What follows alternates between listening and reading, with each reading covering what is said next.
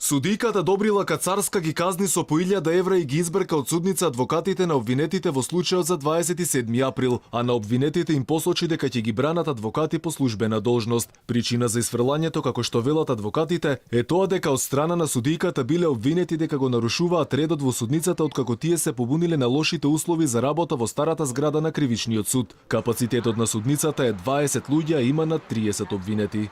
Ова е грубо кршење на правата на одбраната, нешто што судот веќе подолго време го прави не само во овој предмет, него во повеќе предмети, но овде денес кулминираше целата ситуација. Во ниту еден случај не сакаме да го обструираме работењето и одржувањето на рочиштето. Само ги бараме нашите основни услови за работа. Бевме нападнати дека сме правеле обструкција и сме го реметеле редот и мирот.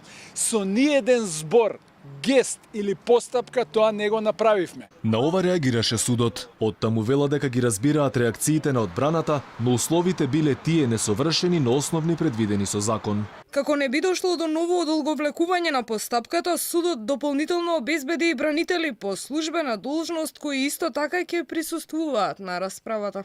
Судењето беше префрлено од новата во старата зграда бидејќи се расипа опремата. Денеска требаше да сведочи загрозениот сведок со мутиран глас, но поради дефект тој се чу скоро во оригинална верзија. Предходно судијката ја исклучи јавноста од рочиштето. Можност да го слушнат исказот има само представници од амбасадите на САД и ОПСЕ. На ова реагираше Хелсиншкиот комитет за човекови права. Оттаму вела дека одлуката е незаконска.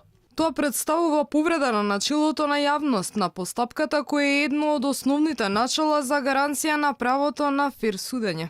Инаку на предходните рочишта беа сослушани повеќе сведоци, меѓу кои пратеници, членови на собраниското обезбедување, како и припадници на МВР и новинари. Во своите искази тие ги објаснија нивните действија за време на критичниот 27 април минатата година. За случувањата во собранието на 27 април обвинети се вкупно 33 лица, од кои 31 за терористичко загрозување на уставниот поредок на државата и 2 за поттикнување. Дел од обвинетите пред судот кажаа дека го разбираат обвинението, но велат дека не се чувствуваат за виновни.